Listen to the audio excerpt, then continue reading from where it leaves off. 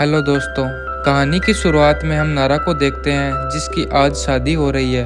वह बाहर से बहुत ही खुश दिखने का नाटक कर रही है लेकिन अंदर से बिल्कुल भी खुश नहीं है। दूसरी ओर हमारा मेन लीड जिम दुखी होकर शराब पी रहा है क्योंकि उसकी गर्लफ्रेंड नारा की आज किसी और से शादी हो रही है। वह सोचता है कि नारा किसी और से कैसे शादी कर सकती है। जिम अपने दोस्तों से यह दुख शेयर करता है और उसके दोस्त उसे समझाते हैं कि उसे वहां बैठकर रोने के बजाय नारा की शादी में जाकर उसे रोकना चाहिए, लेकिन जिम सिर्फ रोए जा रहा है। उधर नारा भी इंतजार कर रही है कि कब जिम आएगा और उसे वहां से ले जाएगा।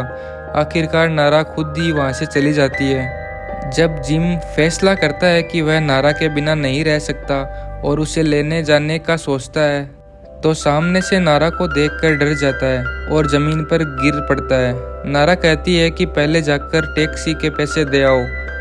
जिम टैक्सी के पैसे देकर आता है और कहता है कि वह उसे लेने आ रहा था। नारा कहती है ठीक है और उसके दोस्त भी उसे हंसते हुए बताते हैं कि जिम आने ही वाला था।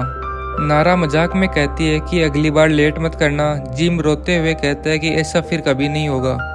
इसके बाद जिम नारा की मम्मी से मिलने जाता है। नारा कॉल करके उसे बताती है कि उसकी मम्मी बहुत फ्रेंडली है इसलिए उसे चिंता करने की ज़रूरत नहीं है। लेकिन जब जिम वहाँ पहुँचता है तो नारा की मम्मी का व्यवहार बहुत रूखा होता है। वह पूछती है तुम क्या काम करते हो, कोई सेविंग्स है या नहीं। जिम बताता है कि वह अभी पढ़ाई कर रहा है। फिर नारा की मम्मी उसे कुछ पैसे देती है। जिम सोचता है कि ये पैसे नारा से दूर रहने के लिए हैं इसलिए वह मना कर देता है। तब नारा की मम्मी बताती है कि ये पैसे उस घर के लिए हैं जिसमें वह और नारा साथ रहेंगे। जिम खुशी से झूम उठता है और पैसे लेकर धन्यवाद करता है। नारा की मम्मी बताती है कि उन्होंने शादी इसलिए मानी क्योंकि नारा की जिद थी, लेकिन पहले जिम को नारा के पापा को मनाना होगा। जिम नारा के पापा को मनाने के लिए उसके घर जाता है, लेकिन नारा के पापा जिम को देखकर बहुत गुस्से में आ जाते हैं। वह जिम को देखना भी नहीं चाहते। नारा उन्हें मनाने की बहुत कोशिश करती है लेकिन वह किसी की नहीं सुनते। गुस्से में वह अंदर से गन निकाल कर बाहर आते हैं और कहते हैं कि आज वह जिम को यहाँ से ख़त्म कर देंगे। जिम बेचारा घुटनों के बल बैठा है, सब देख रहा होता है और नारा कहती है कि वह जिम से बहुत प्यार करती है। कई कठिनाइयों के बाद आखिरकार दोनों की शादी हो जाती है। नारा की मम्मी पापा शादी से खुश नहीं होते, लेकिन वे सिर्फ इसलिए आए थे ताकि उनकी बेटी की शादी देख सकें। दूसरी तरफ जिम के पेरेंट्स बहुत खुश होते हैं। शादी के बाद दोनों का जीवन बिल्कुल अलग होता है। दोनों के बीच छोटी छोटी बातों पर लड़ाइयाँ होने लगती हैं। नारा ऑफिस से घर आकर खाना खाती है और सो जाती है, जबकि जिम को घर का सारा काम करना पड़ता है। आखिरकार दोनों अपने रिश्ते से तंग आकर तलाक लेने कोर्ट पहुँच जाते हैं। वहाँ वे जजों के सामने अपने छोटे छोटे झगड़े बताते हैं जिससे जज भी परेशान हो जाते हैं। कहानी का मज़ेदार मोड़ तब आता है जब कोर्ट में जज कहता है तुम दोनों की लव स्टोरी तो एक फिल्म जैसी थी, पर इसका अंत इतना भयानक क्यों है। नारा अपने दोस्तों को जिम की बातें बताती है और जिम भी अपने दोस्तों से अपनी दुख साझा करता है। दोनों के ड्रामे से सभी लोग तंग आ चुके थे। एक दिन जिम कहता है कि वह अपने दोस्तों की बहन की शादी में कुछ पैसे गिफ्ट करना चाहता है, लेकिन नारा उसे ताना मारती है तुम इतने मेहरबान क्यों हो रहे हो जबकि तुम्हारे पास कोई नौकरी नहीं है। जिम को यह बात बहुत बुरी लगती है। बाद में नारा उससे ड्रॉप करने जाती है और पूछती है कि क्या उसे पैसे की ज़रूरत है, पर जिम हंसते हुए मना कर देता है क्योंकि वह नारा से पैसे नहीं लेना चाहता था। रात को जब जिम बहुत देर से घर आता है, नारा उससे पूछती है कि देर क्यों हुई। जिम कहता है जो लोग टैक्सी के लिए पैसे बर्बाद नहीं करते वो चलकर आते हैं। असल में उसके पास पैसे नहीं थे। इसके बाद नारा कहती है कि उसकी माँ का जन्मदिन आ रहा है और उन्हें गिफ्ट भेजना चाहिए। जिम उदास होकर कहता है तुम्हें जैसा ठीक लगे वो कर लो क्योंकि मैं तो बेरोजगार हूँ। यह सुनकर नारा को गुस्सा आ जाता है और वह चिल्लाने लगती है जिससे उसके मुँह से खाना गिर जाता है और जिम उसे उठाकर खाने लगता है और कहता है मैं बेरोजगार हूँ, एक भी चावल बर्बाद नहीं कर सकता। कोर्ट में यह सब सुनाते हुए नारा को उल्टी आ जाती है। वह दुखी होकर बताती है कि जिम की फैमिली गरीब है और जब वह उनके साथ रहती थी तो जिम की माँ उसे हमेशा रोक टोक करती थी। वह कहती थी तुम अमीर घर से हो, तुम्हें चीज़ों को सही से यूज करना नहीं आता। नारा कहती है कि जिम की माँ ने हेयर ड्रेसर को भी ख़त्म कर दिया क्योंकि वह ज़्यादा बिजली खर्च करता था।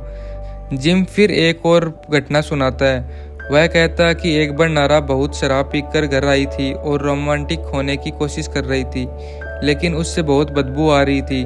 वह नारा उसे किस करने लगती है तो जिम भी उसे दूर धकेल देता है। नारा कहती है कि जिम ऑफिस में लड़कियों के साथ फ्लर्ट करता है और उनके साथ डिनर पर जाता है। जिम कहता है, और जब तुम उन लड़कों के साथ फ्लर्ट कर रही थी तब मैंने उसे मार भगाया था। इसके बाद दोनों कोर्ट में एक दूसरे से फिर लड़ने लगते हैं। जज दोनों को 30 दिन का समय देता है और कहता है कि 30 दिन बाद उनका तलाक हो जाएगा।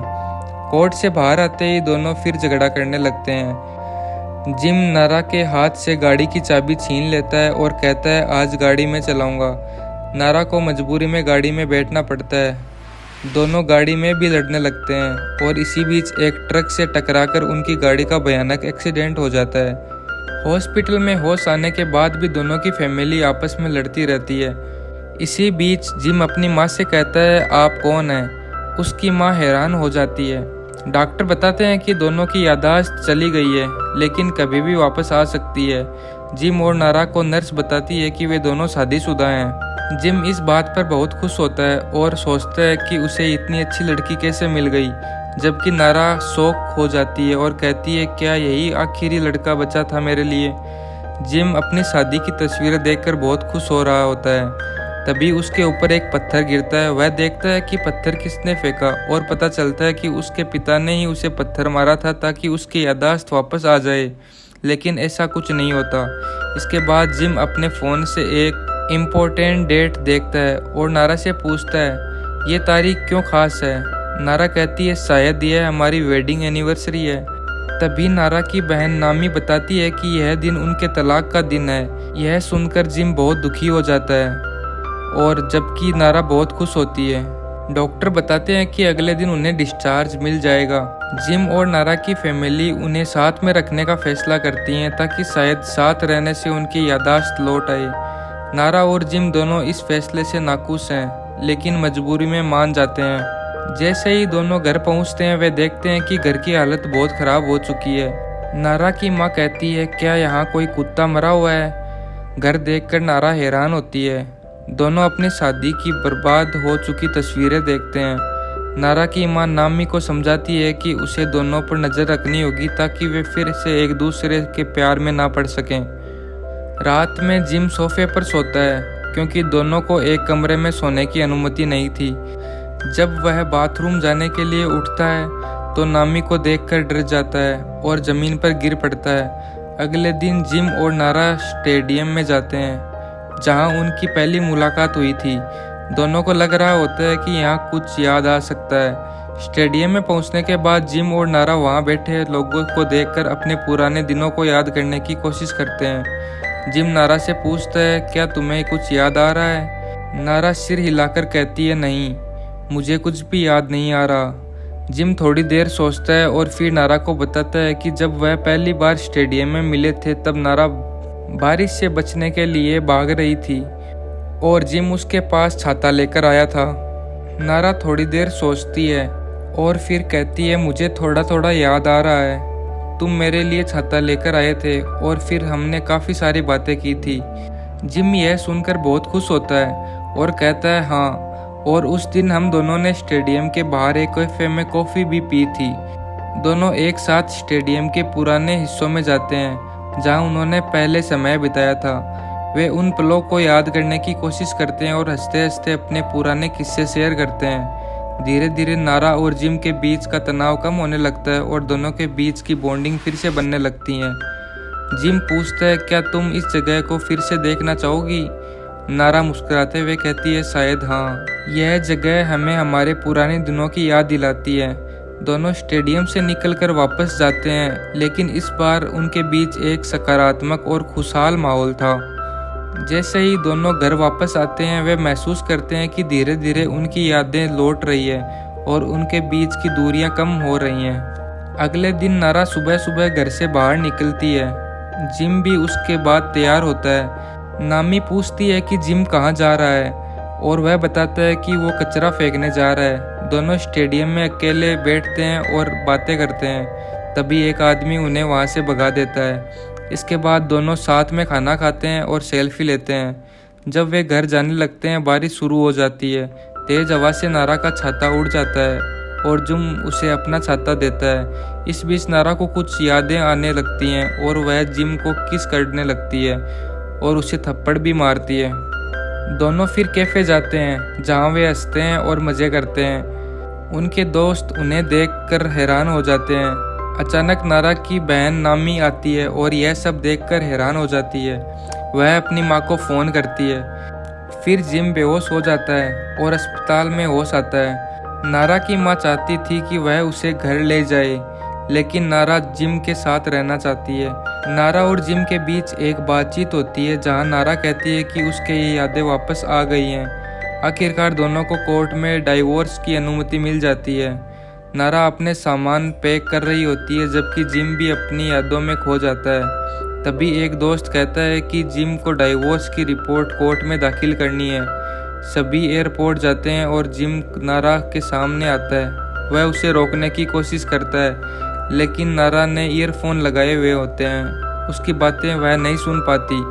जब नारा चलने लगती है वह अचानक रुकती है और बताती है कि डाइवोर्स अभी नहीं हुआ है। दोनों एक दूसरे को देखकर खुश होते हैं और कहानी एक प्यारी सी लव स्टोरी के साथ ख़त्म होती है। अगर आपको हमारा एक्सप्लेनेशन पसंद आई तो कमेंट करना न भूलें और हमारे चैनल को सब्सक्राइब करें।